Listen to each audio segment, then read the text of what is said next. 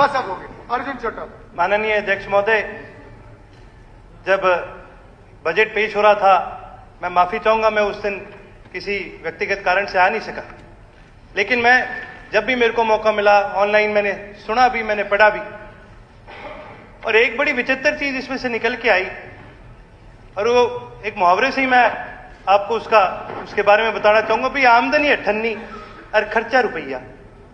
इस बजट को अगर हम गौर से पढ़ें, इस बजट को हम गौर से देखें, तो इसमें जी सबसे बड़ी चीज ये सामने आती है कि हमारा जो जीएसपीडी है, जो ग्रॉस स्टेट डोमेस्टिक प्रोडक्ट है, वो है 9%, और लगातार हमारा जो डेट है पिछले 4 साल से 13% पर एनम, यानी हर साल 13% से बढ़ता जा रहा है।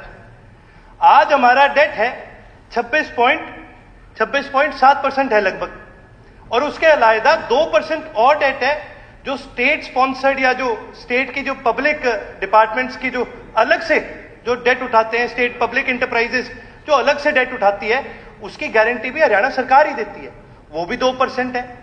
यानी 28% से ज्यादा आज हमारा डेट है, और हमारा जो जीडीपी है वो 9% से कम है। ये गैप अध्यक्ष महोदय जीडीपी और कर्जे के बीच में 20% से ज्यादा है, और ये जो एफएसआरबी जो रिकमेंडेशन देती है, ये इससे बहुत ज्यादा है। आज हमारे पास स्पीकर महोदय, बात तो ठीक है, चलो सारे करते हैं जी, कर्जा इसका नहीं है, कर्जा लोगों पे नहीं आएगा, कर्जा किसी पे तो आएगा, चाहे वो सरकार पे आए चाहे वो लोगों पे आए, कर्जा तो देखो हमारा ही है, और इस कर्जे को कोई एड्रेस ही नहीं कर रहा। और अगर हम इस कर्जे को एड्रेस नहीं करेंगे तो देखो जी, ये तो एक बबल है, गुब्बारे की तरह।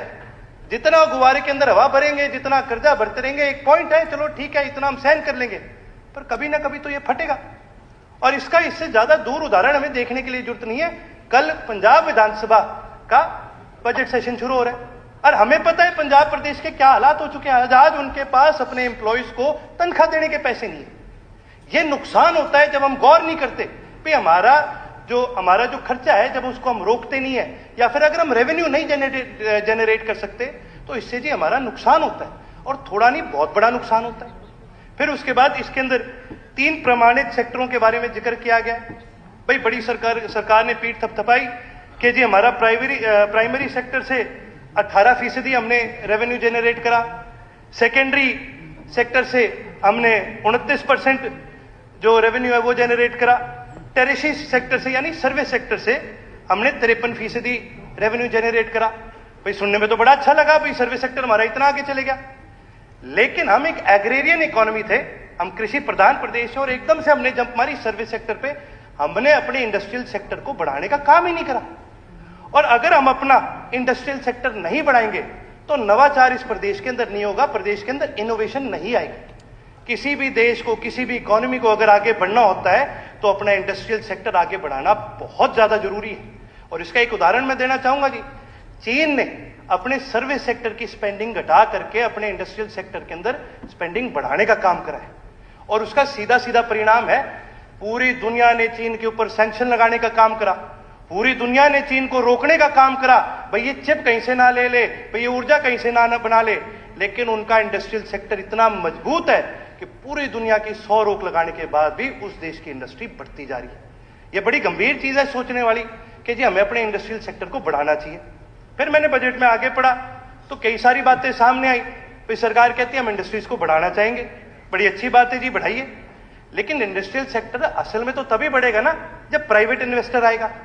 अब सरकार ने खुद ने डिसइन्वेस्टमेंट के टारगेट सेट करे, यानी अपने खुद के जो स्टेक्स है प्राइवेट स्टेक होल्डर्स को बेचने के लिए सरकार ने टारगेट सेट करे कि भी हम कम से कम 4,000-5,000 करोड़ प्राइवेट सेक्टर के थ्रू प्रदेश के लिए हम जनरेट करेंगे। आपको सुन के हैरानी होगी कि हमने अपना टारगेट कितना मीट करा। पिछले 3 साल में हमने अपना टारगेट मीट करा 1.3%, 1.4%, 2.2%। सर, जहां हम बात करते हैं 4-4 हजार करोड़ रेवेन्यू जनरेट करने में, और हम केवल मात्र उसका 1 या 2% जनरेट कर पाए, पब्लिक सेक्टर के अंदर प्राइवेट लोग आना ही नहीं चाह रहे, तो सर इसका नुकसान सीधा सीधा इस प्रदेश का है। ये बड़ी गंभीर तरह से हमें सोचना पड़ेगा कि अभी हम किस दिशा में इस प्रदेश को आगे लेके जाना चाहते हैं। और इसका एक सीधा सीधा कोरिलेशन क्या आता है सर, कि आज हमारे देश का सबसे बड़ा धन क्या है? हमारे देश का सबसे बड़ा धन कोई ये पैसा या कोई गोल्ड या कोई ऐसी चीजें नहीं है। हमारे देश का सबसे बड़ा धन हमारे इस देश का युवा है। वो काबिल युवा जो निर्वाचार करता है, जो इनोवेशन करता है, लेकिन वो युवा कहां जा रहा है? वो युवा देश छोड़ करके विदेश जा रहा है, क्योंकि वहां पर उनको मौके मिलते हैं, वहां पर उनको बढ़ने के मौके मिलते हैं, पढ़ने के मौके मिलते हैं। आज हाउस के अंदर हमने सबने बड़ी खुशी मनाई कि सुनीता विलियम्स जी वापस धरती पर आ गए।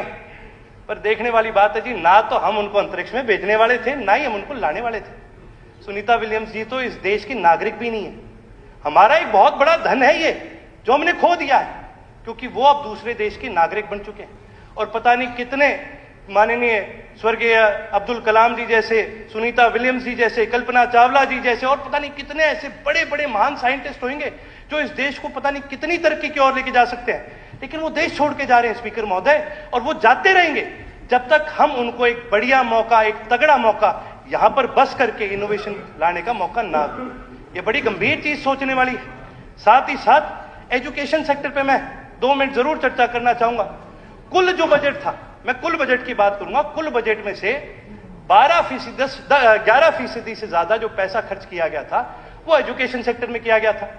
अब की बार कुल बजट में से 10% के आसपास एजुकेशन सेक्टर में खर्च किया जा रहा है। यानी कुल बजट में से 2000 करोड़ रुपए की एजुकेशन सेक्टर को घटौती हुई है। और अगर ये घटौती बढ़ती रहेगी, हमारी आबादी बढ़ रही है।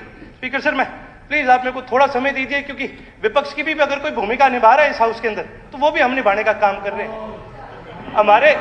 हमारे साथियों का, देखो जी, हमारे साथियों का कोई भरोसा नहीं है, ये कब उठ के वॉकआउट करके चले जाए। फिर आखिर तक जी मेरे को ही बैठना पड़ता है यहाँ पर, क्योंकि कोई और होता नहीं है। अगर विपक्ष की भूमिका किसी ने निभाई है तो वो इनेलो पार्टी ने असली में निभाई है। मैं तो ये कहना चाहूंगा जी, देखिए बहुत देखिए जी, कम उम्र के युवा मेंबर हैं, पर बहुत जिम्मेवारी की बात कह रहे, 2 मिनट और ले। देखिए बहुत बहुत धन्यवाद स्पीकर साहब। नहीं देखिए जी, कोई बात, देखिए जी, जब हम हाउस के अंदर आते हैं, इस हाउस को चलाने का सुझाव दे रहे हैं, जब हम हाउस के अंदर आते हैं, इस हाउस को चलाने का खर्चा लगता है। ठीक है, 2 मिनट और वो खर्चा जनता की जेब से निकल के आता है। इसलिए सर देखिए जी, हमारा अपना संगठन है, हमारी अपनी विचारधारा है, ना हम आपके साथ है ना हम इनके साथ है। हम वो बात रखेंगे जिस पर हम विश्वास रखते हैं, हम उससे अलग बात नहीं करेंगे। और यदि आपको इतनी विपक्ष की पड़ी थी तो आपको बैठना चाहिए था, सुनना चाहिए था, क्योंकि ये जनता का पैसा लगता है इस हाउस को चलाने के लिए, ये हमारा पैसा नहीं लग रहा। लाइटें चलेंगी, सारी सरकार रुकती है, सिक्योरिटी आती है, खाना लगता है, ये किसका पैसा लग रहा है? ये जनता का पैसा लग रहा है। और अगर हम यहाँ बैठ भी नहीं सकते तो फिर हम किसके पैसे बर्बाद करें? हम जनता के पैसे बर्बाद करें। अध्यक्ष महोदय, आगे बढ़ते हुए अध्यक्ष महोदय, एक बहुत और गंभीर विषय पर मैं चर्चा करना चाहूंगा, वो है ऊर्जा। मेरे को बड़ी हैरानी हुई है बजट पढ़ के कि ऊर्जा के अंदर 23% की कटौती करी गई है। सर, ऊर्जा तो सबसे जरूरी चीज है किसी भी देश को आगे बढ़ाने के लिए, किसी भी प्रदेश को, किसी भी इकॉनमी को बढ़ाने के लिए। आज हम अपनी ज्यादा ऊर्जा नहीं बनाते, हमें और प्रदेशों से ऊर्जा खरीदनी पड़ती है।